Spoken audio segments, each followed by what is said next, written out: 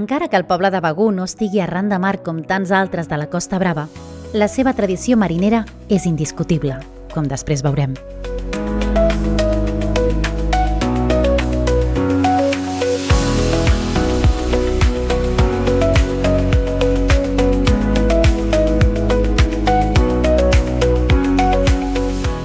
El barri antic està disposat a la falda d'un turó coronat per l'emblemàtic castell de Begur, aixecat en el segle XVII per a protegir-se dels pirates, com les torres de defensa ben conservades que també podem aguaitar escampades al voltant del castell.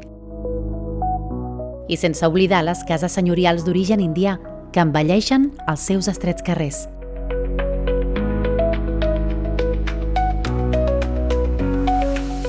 Des dels diversos miradors del municipi podem observar tant la costa de l'Empordà com a terra endins el massís de les Gavarres. Però encara podem gaudir d'una més impactant panoràmica si ho observem tot des de l'aire.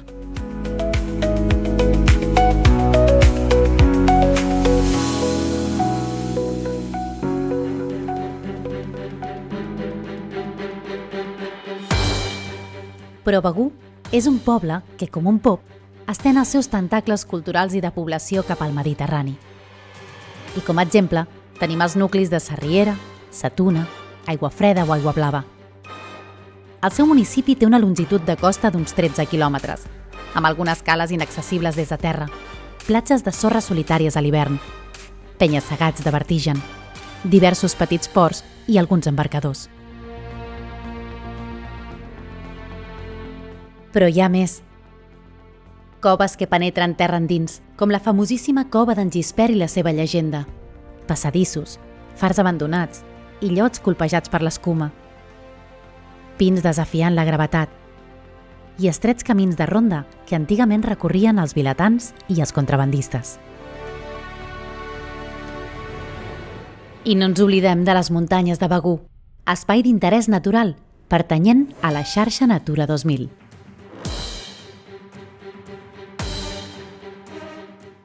El Cap de Begur ha estat des de sempre una referència per als navegants de tots els temps i els seus penya-segats arriben a més de 125 metres d'alçada.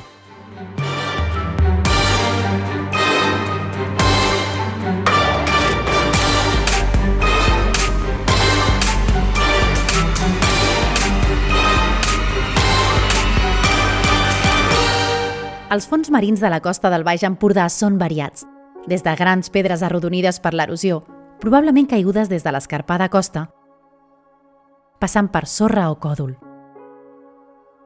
fins a barils verticals amb parets multicolors, atapeïdes de gorgònies com el famós furió-fitó, passant per prats de posidònia, el bressol de la vida, un tresor que hem de cuidar entre tots per la seva fragilitat. La posidònia, una planta en realitat, és un endemisme del Mediterrani, podent albergar més de 1.000 espècies diferents de fauna i 400 d'algues, sense oblidar algunes coves i túnels entapissats de colors, o algun famós derelicte, hàbitat també dels nostres protagonistes.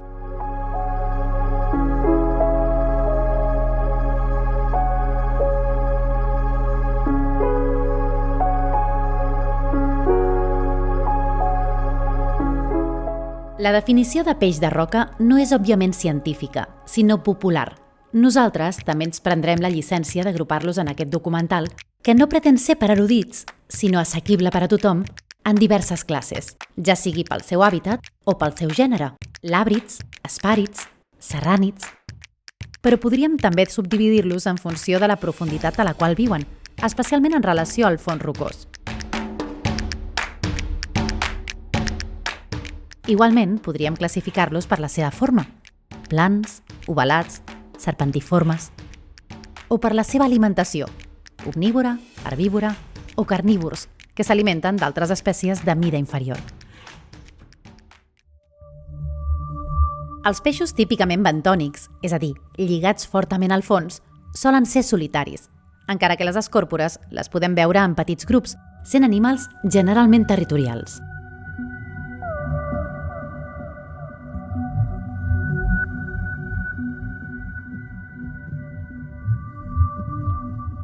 Òbviament, per a protegir-se i per a poder caçar sense ser detectats, solen estar mimetitzats. Fins i tot alguns tenen parts del cos que semblen algues, com la rascassa o el rap. En les coves es poden arribar a trobar espècies que normalment viuen a centenars de metres de fondària, pel fet que la foscor recrea el seu hàbitat. Unes altres viuen generalment en petites cavitats i només surten per a caçar. Algunes espècies no tenen bufeta natatòria i les seves aletes pelvianes estan adaptades a posar-se i fins i tot desplaçar-se sobre el substrat rocós, com les escòrpores o el rap.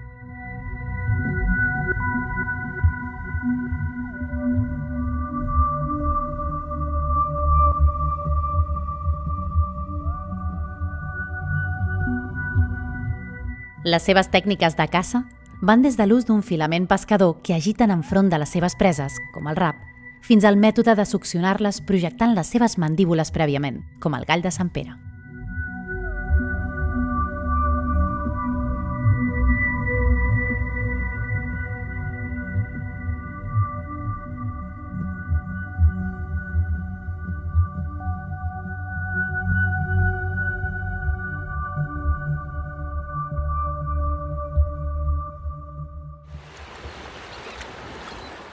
En Riampi és un pescador jubilat de Begur i de la platja de Sarriera que fa 4 generacions que estem pescant i quasi es pot dir que soc un llop de mar. Vaig començar a pescar professionalment a l'edat de 14 anys, ja quan van sortir del col·legi. L'edat de jubilació a l'Institut Social de la Marina ens permet als 60 anys de jubilar-nos. El canvi climàtic ha produït una sobreescalfació de l'ambient i puc dir, les tramuntanes abans duraven un mes. Jo me'n recordo a Sarriera que la sorra m'apetava, perquè vaig viure com vaig casar 10 anys a Sarriera i la sorra petava les vidres de les cases i el salitre.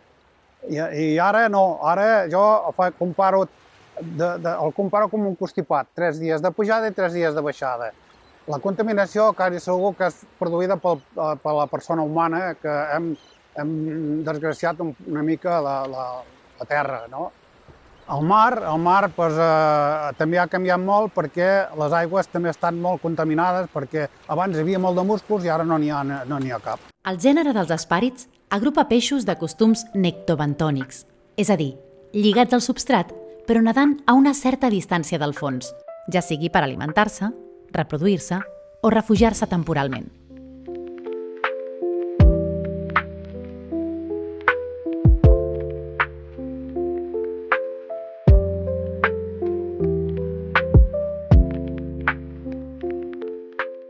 Com molts peixos que neden en aigües obertes, tendeixen a ser més foscos en la seva part dorsal i més clars en la ventral, per a camuflar-se dels seus depredadors que puguin atacar-los o bé des de dalt o des de baix. Encara que de nit, com el pagre, poden modificar la seva lliurea mostrant colors brillants.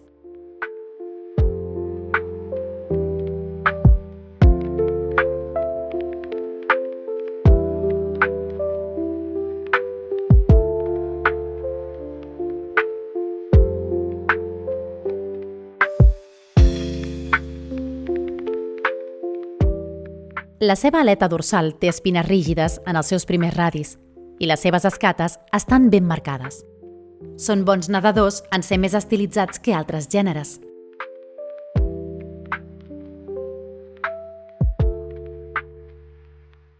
Les salpes, de nul interès gastronòmic, són molt preuades pel submarinista per la coreografia que solen oferir, quasi sense espantar-se de l'home, en sentir-se fora de perill. Els espàrits són de comportament gregari, formant bancs més o menys grans com a mitjà de protecció davant els seus predadors i rarament es veuen individus aïllats. Els peixos de roca solen ser polígams.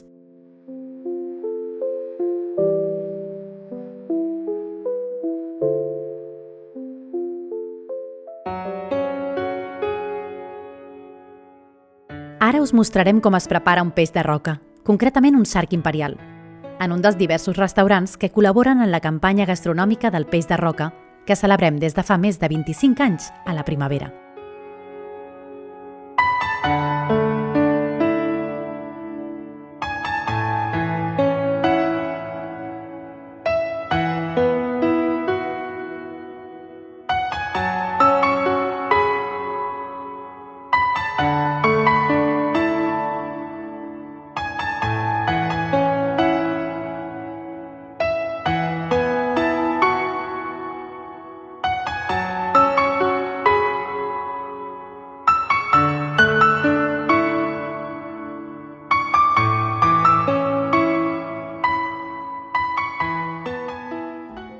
Aprenguem alguna cosa sobre els serrànids. Un fet que s'evidencia en les imatges és la gran diferència morfològica entre espècies d'aquesta família, des del majestuós Nero fins al petit tres cues. La majoria dels membres d'aquest grup són hermafrodites, és a dir, alternen el seu sexe al llarg de la seva vida. En algunes espècies de juvenils són femelles i als pocs anys passen a mascles, i en d'altres, al revés. Precisament al Nero, primer són femelles i després canvien de sexe a mascles. I per a complicar-ho més, els serrans són mascles i femelles a la vegada, però no poden autofecundar-se. Molt voraços quant a la seva alimentació, la majoria són carnívors. Excepte els tres cues, són animals solitaris, sobretot en la seva fase adulta. Els seus ous són pelàgics, és a dir, no queden adherits al fons, sinó que es desplacen amb els corrents. La seva coloració pot canviar en funció del fons o el seu estat d'ànim, o de la seva edat, una cosa molt evident en el Nero.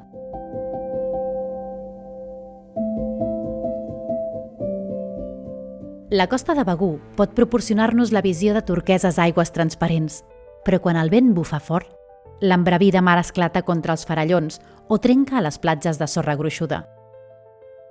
La Costa Brava en estat pur. Tant els nuclis de Sarriera com Sa Tuna i Aigua Blava eren platges on els pescadors, com la Saga d'en Florian, treien a la mar les seves barques de pesca. Amb el temps, el turisme ha anat reemplaçant els vells llops de mar i ara les gaudeixen els locals gairebé tot l'any i, com no, els turistes de tot el món a l'estiu.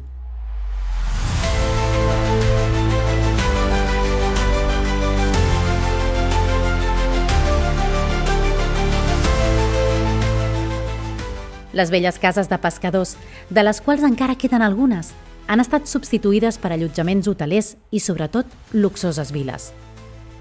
Però, malgrat això, pel reduït aforament de les platges i que per arribar a elles cal recórrer sinuoses carreteres, continuen conservant la pau d'antany, excepte en temporada alta.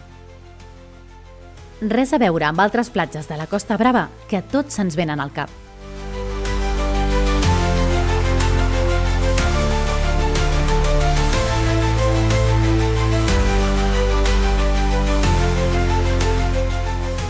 Per l'autor d'aquest documental, que les ha visitat totes pel seu treball, la platja de la Illa Roja és la més bonica de tota la costa catalana.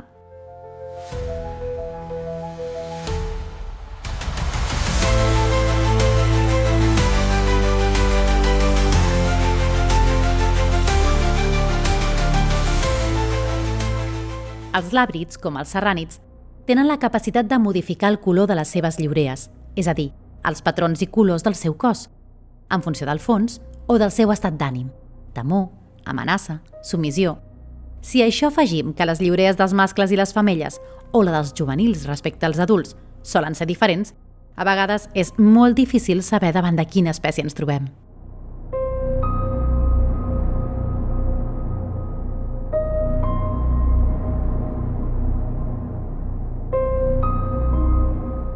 Una característica d'aquest gènere és la seva boca, de llavis gruixuts i carnosos.